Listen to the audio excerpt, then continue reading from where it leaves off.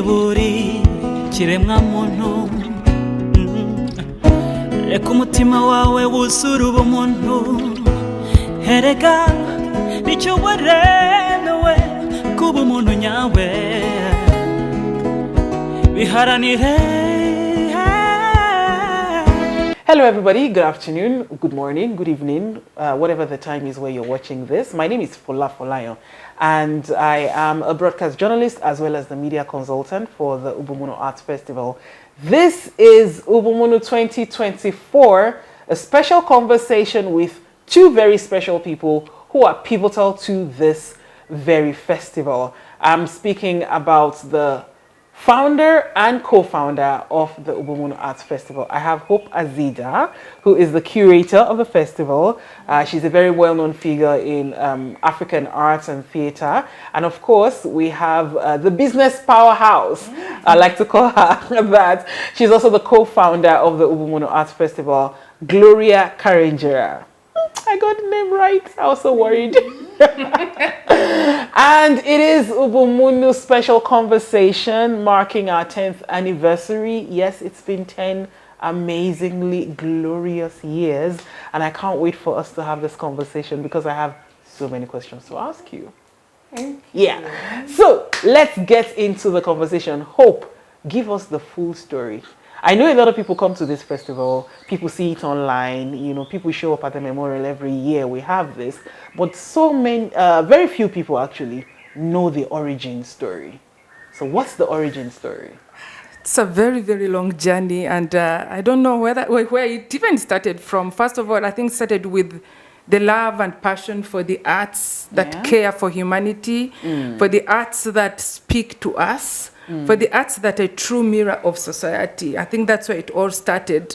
And it also started with our company's relationship with the Kigali Genocide Memorial in, was it around 2009 when we were commemorating 10 years of genocide against Tutsi, when they came to us and said, you know what, we want to start was engaging artists into memory because the tradition of telling stories around the Rwandan history was, you know, sitting around the fire, sharing stories of how people survived. But now they wanted to, like, you know, involve performing arts. And for me, that's where I think the journey started. That's where the journey started, to always ask ourselves and to do intentional work around performance and memory. So at that moment, we performed a piece called Africa's Hope, and it went around the world. We toured that. But that moment when they were also constructing the space is also when they also shared the kind of texts they had collected from different people, which were people's testimonies, and most especially like the testimonies of genocide survivors that had really brought to the memorial, to start building the memorial site. So that's where I kind of think the whole relationship between me as a person, but also the company and the work and we do with my colleagues started. And that's when I started seeing the essence and why art was so very, very crucial in using art in, you know, starting difficult conversations. So in 2015, when I was encouraged to join a leadership course to create a project, a legacy-driven project, there's nothing else that came to my mind other than create a performing arts festival that tailored humanity into its platform, being hosted at the Kigali Genocide Memorial. So that's where the whole story honestly started. Amazing. I mean, and we've been here at the memorial for the last 10 years. Now, this is my question to you, Gloria. I mean, 10 years ago, what were you thinking? Like, I mean, Hope is the creative. She's, you know, she's the theater director. She's the one who puts performances together and everything. It could have just been a one-off thing. Like, why didn't you think, oh, okay, we've done it. Let's just have a performance. Let's have Africa's Hope. We stage it and it's goodbye. Why did you decide, okay, you know what? Let's keep doing this every year. What was on your mind? I think the question is why not? Because 10 years ago is not when we actually started. This journey, for me, you know when they say that you connect things backwards? Yeah. For me, this journey started back in 2000 when I first joined Mashirika as a young 20-year-old, fresh out of secondary school, looking for something to do. Then my mom says, I know this lady called Hope Azeda. She has this theater company, Mashirika. Go talk to her, maybe, you know. Wow. And art was not new to me because we had done a lot of it in school. So I'm like, okay, why not? And I was sold from that time. Wow. So over time, we had done so many projects. We'd gone to so many tours. There's lots that was happening. And the festival, while that was our first time to actually organize it, would have been our first time back then. I was like, bring on the challenge. Wow. What do you need me to do? Amazing. And we did it. So we didn't even think about, was it going to be 10 years, 5 years? We're like, we've done year 1, let's go to year 2. So you were taking each year as it comes. That basically that's what we're doing. Wow. Which leads me to another thing. It's not easy to put up any kind of event, whether it's a 1-day event or a 3-day event. Now you've successfully put together 3-day, 4-day, now it's 10 days. Over the years, consistently, you have worked with people who are, sometimes you have changing team members, but you have people who have been on the team from day 1 up until now. You have the same venue from day 1 up until now. I am very, very sure that there are things happening behind the scenes that most people don't know. So that's the story I want to hear. You know, what's it like, really, to plan this? You know, what do we not know? What do we not see? What are the challenges? What are the high points and the low points? Everything. Wow. It takes you back to people management. Okay. And knowing your team, even knowing yourself. Okay. And what you're going to do in certain situations. So for me personally, it was a growth. It was a journey. So yes, you're going to have, because remember, you're dealing now with people who, this is not a corporate setting. This is more of an artistic setting. And people who come from artistic settings tend to have a different way of doing things. So they'll be very focused when it's about creating a piece, you know, thinking through a script. But outside of that, that structure won't come through. And yet to organize an event, you have to have the structured part of it. Okay. So the challenge for me, or the learning I got from this was, because I can be both. That's one thing I learned about myself. Okay. That I can be totally creative. Wow. And by creative, I mean do things in a very unstructured way, but I can also be very structured. So I had to know when to wear which hat. Wow. Okay. So if it was time to get things in a structured way, I would wear the structured hat. If it was time to let things flow, be flexible, freestyle. But the thing is, I also learned was to respect everyone in their space. So you can't compete with Hope, who's the general creative director. Yeah. You just need to understand Hope's vision, and then okay, Hope, with this vision, this is where the structure will come in. But when it comes to a certain flexibility, that's not my place. I will defer back to Hope. So it's knowing when your place and when to step in and step out. Yeah. That is the thing I learned over the time managing the event. You know, there's a question I asked Hope before, and I think I'm going to ask it again. I asked you this question many years ago, maybe like 3-4 years ago, during the festival. And, you know, it was, how do you determine what gets on the festival? Because every year, you know, you're seeing different artists, you're seeing different performance pieces, you're seeing all sorts of ideas with different themes. I remember there was a year we had arts and technology, and everything was all futuristic and robotic and all of that. And another year we had, you know, something else entirely. So how do you decide, okay, this year this is what we're going to do, and this is how we want it to look like, and these are the people, these are the kind of pieces we want to put on stage? How hard is it, or how easy it is? Maybe it's easy for you, I don't know. Well, it's both. Okay. It's both, and it goes back to also my background is in theatre for development. And in theatre for development, you are trained to always identify gaps in communities or gaps wherever you are. The moment you sit in a chair, you start looking for gaps. Like that, you're wired to be like a gap somebody, like a gap finder. You're into these gap things. And coming back to Rwanda and just looking for those gaps, I started asking myself, what is the meaning of art in my life? So for me, this whole journey has been a constant journey of asking myself, what is the meaning of art in my life, in her life, in their life, in the country's life, in the country's existence, or in our existence as a human race? Yeah. What is the meaning of art? Because we have seen in the past, art has been used to kill or make. So if I was, in this case, as hope, I'm here to make things and not to destroy them. Yes, so I came in this country, or I always embark on any journey asking myself, what is the point, what is the role of art in anything? You know, even if it's just marketing a product, what is the role of art? So being a gap finder, and in my way of doing art as a writer as well, I'm like a crab. I feel and then walk, feel and then walk. But that's also what Rwanda has taught me in engaging in people's stories, also engaging in the stories at the Kigali Genocide Memorial. You got to feel these stories first before you step into their skin. So all the time when you look at news or listen to conversations, they start driving you into looking at that gap. And it's that gap that calls for us to respond.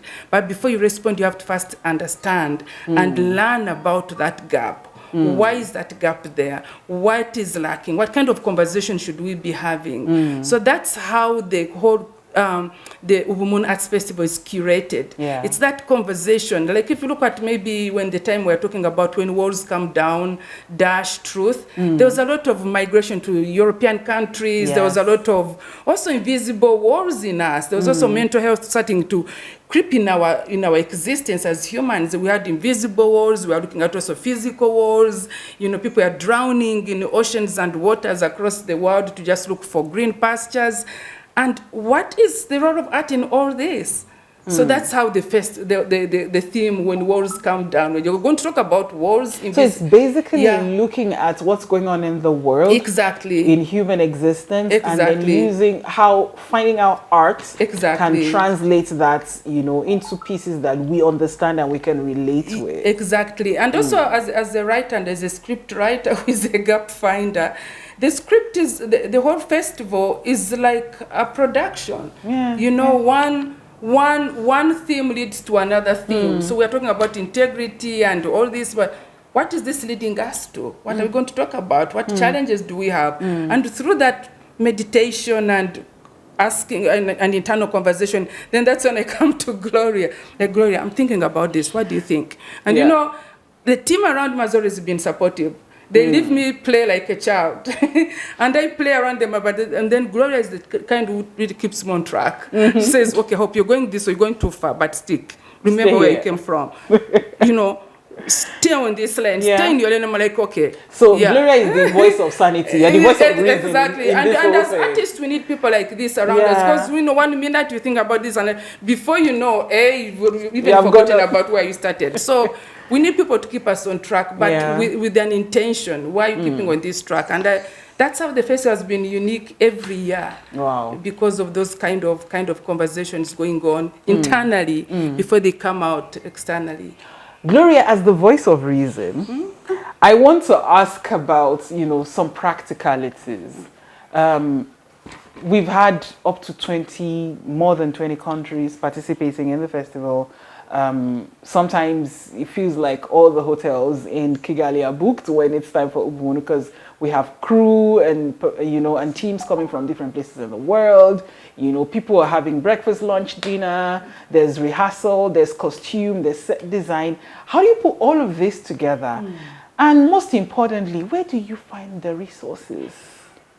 Yes. We need to know, where do you find the resources to put all of this together? Because it feels like magic. You know, if you're not behind the scenes, you're just flying from wherever it is you're flying from, and then you get a schedule and things are everything is moving. How is this coming together for you? I think somebody once looked at us and said, "These women are risk takers." You are risk takers. Seriously, it's a huge risk. You are risk takers. Yeah. And I was like, the number one risk taker is hope, and when hope is okay, I just follow through. So yeah, the resources have always been a trick. But somehow I think, I know that God is there with us. Yeah. He's looking at us and saying, don't worry. Yeah. Things will work out. Things will work out. Yeah. Definitely. So somehow all the money that we need comes into place. Or maybe you get somebody who is willing to give their rooms. They can step in. Or I don't know, somehow just everything falls into place. That's amazing. So we do what everyone else does. Look for resources, look for the money, everything. Do the logistic planning. We have everything on paper. People know, they have schedules. They're following that's why everything looks planned out. Yeah. They know who's coming when, but what's happening at that time as arrivals are coming in, who's supposed to be eating, all that is planned out. We have all those sheets in place. So there's a whole that's where the structured part comes in, the detailing. Those details that you would not think of, but they are on paper somewhere. Somebody has them. That's why everything seems to be flowing. All flowing and planned out. And because I planned have to out, say that, in not just in Kigali, Rwanda, but across the region, Ubumuntu Art Festival is one of the most well-planned, laid out and organized festivals. Nobody comes in looking lost, like, oh, I don't know where to go, I don't know how to, you come in, you're told, you know exactly what you do and where you fit in. And it shows, it shows in the delivery, because when people come on and you see what's going on the stage, you see the quality of production. Every year, you see the consistency. You know that the people who are doing this are not, they're not playing. They're not playing. And I have to commend both of you for that. You are strong, powerful women. Yes. But maybe something else that helps us understand all those underlying tones is because we have been performers as well. That helps. So we know. So you know what performance needs. Yes. You know what performers need. We think in terms of performers. We don't think in terms of administration. Yes. But the administration part will come in, but we understand the needs of a performer. I get that. So that also is reflected in the planning. Yeah. So that kind of helps you. It always helps, actually, because you can anticipate what artists need even before they come up with a list of needs. So 10 years, ladies, 10 years. Gloria is very humble, but there's something, she created a document, a master document, that is a master, what do we call it? She has created a master plan document that anyone, anywhere can come and just plug in and just looks at the different desks the festival has, be it hospitality, be it production, stage management, all that stuff. So everyone just comes in that document and checks, do we have this, do we have like a checks. She sat down and created this, how many years ago? 10 years ago. We have a master document, so it is there. So anyone will just come and follow. Your document exactly. And also we try to keep the same people, and we've also made ourselves. We are just like an open congregation. First of all, we're like, welcome. What do you do? We give people freedom to breathe and be. If you're a stage manager, we trust your stage manager, so you do your work. And what we can do is just make sure you have your water, you have your snack around, but you do your work, and we're not going to come and tell you do stage management like this. The same lighting, the same scenography. So everybody brings their expertise and they're allowed to be themselves. Exactly. That's why you have like a lighting technician who's been volunteering, because we are very open as well. We're like, we are free festival.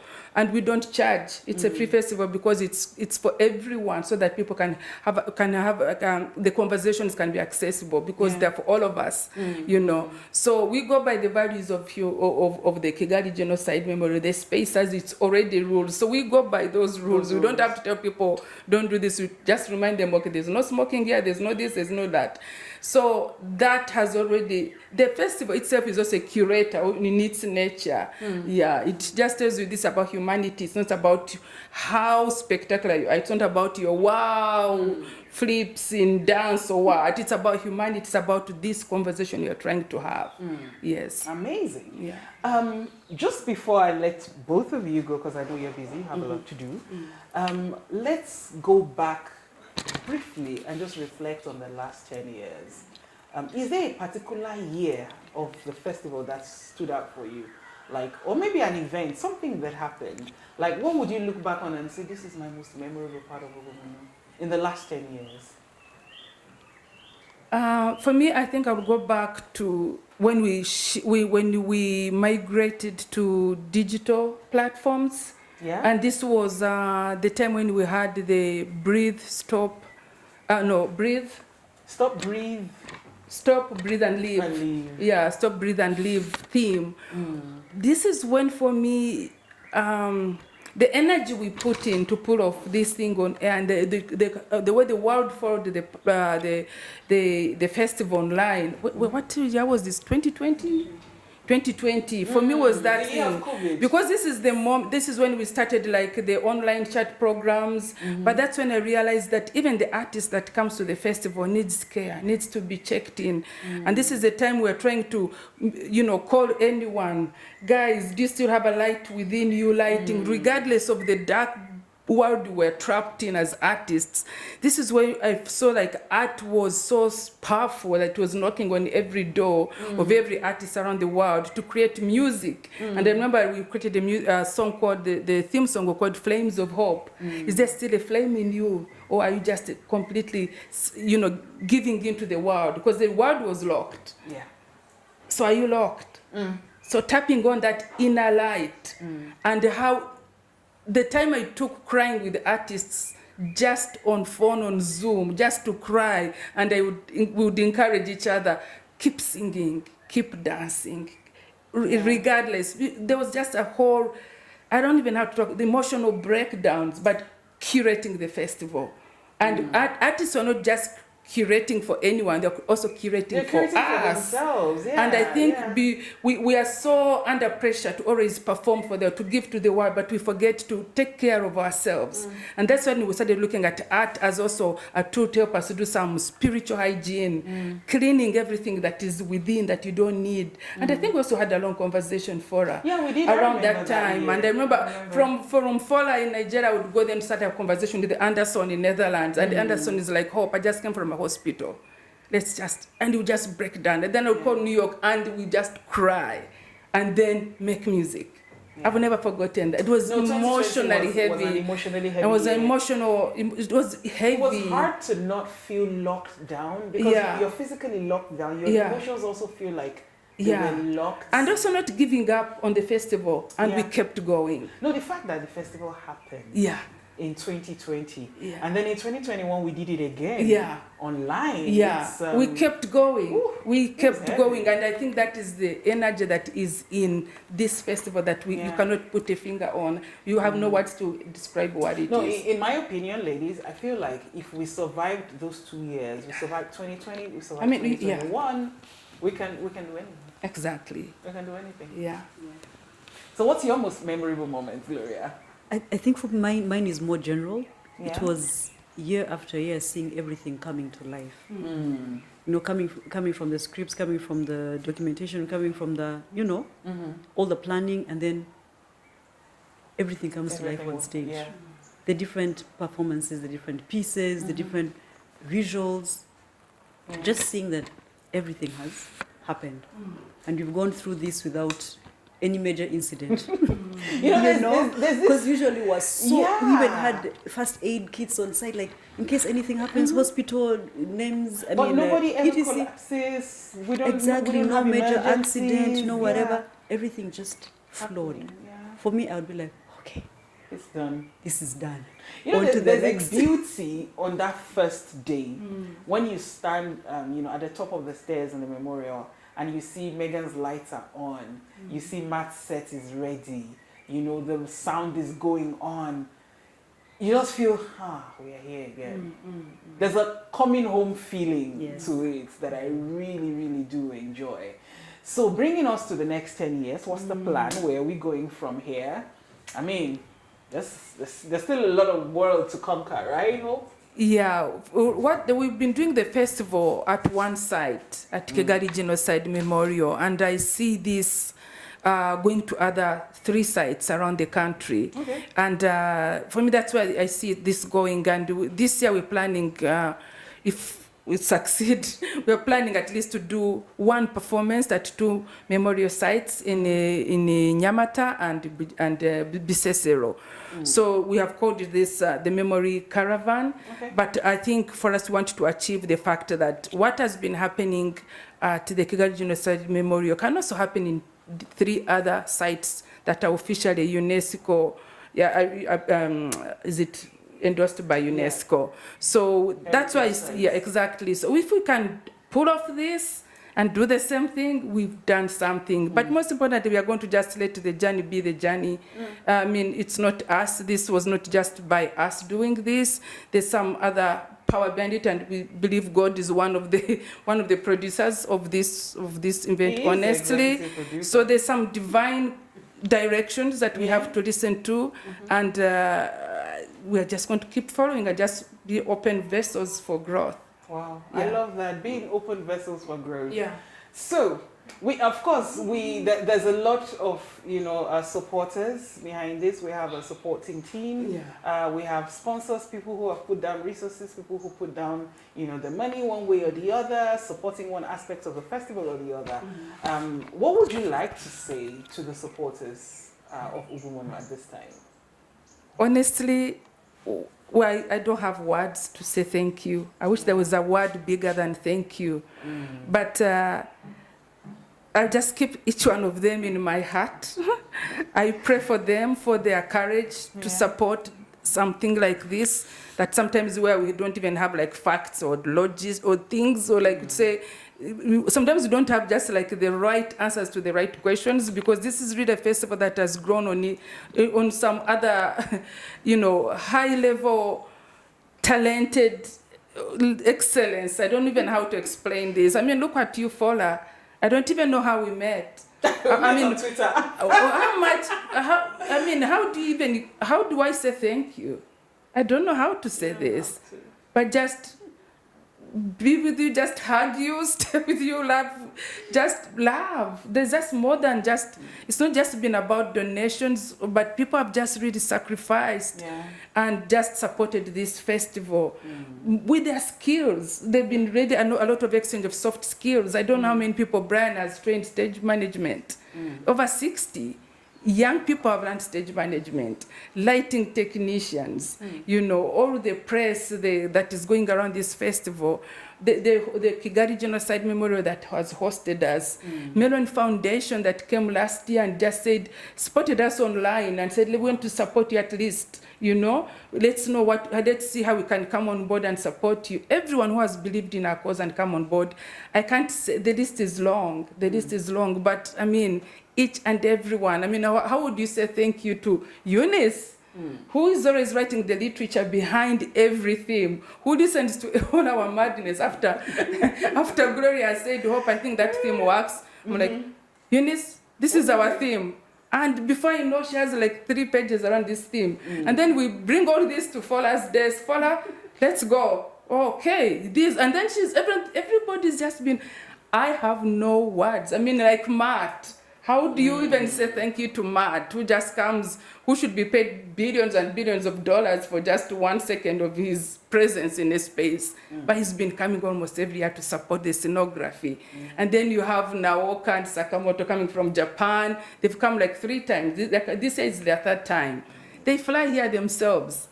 And all we do is just hug and give them flowers. And they give their heart. Everybody has invested their heart into this. So everyone behind this, I cannot even say, I don't know. Gloria, do you want to add to the list? Even you, Fola, I don't know. There's just so many people. Well, I'm hopeful that we'll have a more precise list and a more elaborate way of saying thank you. But for purposes of this question, I think one thing that we used to discuss about, or we used to seek out, was to work with people who did not put themselves up above the vision of the festival. That I think was very important for us, because we have seen how trying to be a star of some sort can take away from the meaning of the festival. And one thing I'm grateful for all the people we worked with, even those especially those who have stayed on for the 10 years, they had that humility. They understood the assignment. They understood that this was not about them, This is about the meaning. Collective vision. Yes, the collective vision. And they work, and that's what supported this for the last 10 years. So I am so grateful that they understood the assignment, and they gave their gifts, they gave their strengths to that for it to have its own legacy. Yeah. That's why we're creating spreadsheets that we knew at one time somebody else would use, even when we are not there. So the one thing I really want to thank all of them is that humility that they came with on board, and that they have maintained up to this day. Thank you, thank you, thank you. And on behalf of everyone, I thank you. I thank both of you, for the grace to carry this vision up until now. I thank you for the humility also in welcoming people, because you welcomed everyone with open arms. It didn't matter where they came from, it didn't matter who they were, what their skills were. You just welcomed everybody. And it's not easy to do that. Hope asked the funny question, where did we meet? We met on social media, and, we emailed each other a couple of times, and then I showed up in Rwanda, and I remember the very first time, Hope, I don't even think she thought I would come. And it's just amazing to see the love and the hospitality that through this festival you have shown to so many, people who have volunteered on this journey with you. And we're very happy to continue the journey. Wherever it leads, we're ready, we're going, we're here. We're here. Ladies and gentlemen, it's been an amazing conversation. Thank you, Hope. Thank you, Gloria. And thank you to you for always being part of this festival. If you've been coming from day one and you're still here, year 10, thank you so much. Thank you to all our financiers. Thank you to all our supporters. Thank you to this amazing community in Rwanda that has accepted, this festival. So I want to say welcome to Ubumuntu 2024 and hope you have a wonderful time. Once again, my name is Fola Folayan. Good day. Niburi kiremwa muntu reka umutima wawe wuzure ubumuntu herega nicyo waremewe kuba umuntu nyawe biharanire. Je viens vers vous comme l'esprit de l'humanité, mélodie.